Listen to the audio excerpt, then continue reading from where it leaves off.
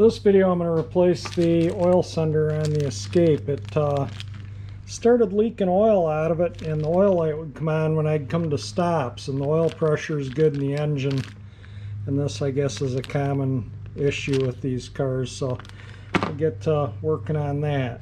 The oil sending unit's up kind of behind up above the oil filter there. It shows up, I think, and you can see the oil on it. So I got oil and filter, so I'm going to take the oil filter off, change the sending unit, put new oil and filter in it, and hopefully you can see where the pan's oily and it was dripping on the floor all from that sending unit. That fixed it.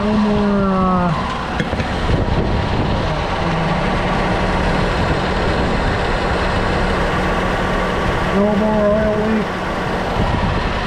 All looks good. Refilled the engine with oil, obviously.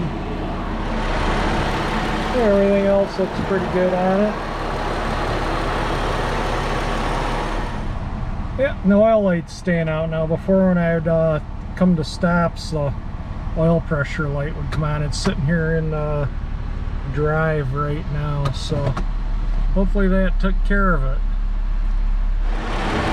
That thing was a pain. It was only like turning. I had a really long 13/16 box end 16 point and a really short one, and with each one I was only able to turn it a little bit until it was finger loose.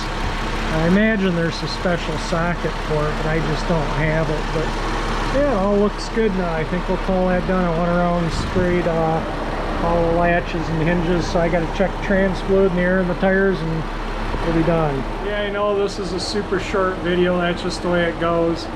But if you like my video, hit the like button. If you like my channel, please subscribe, and thank you for watching.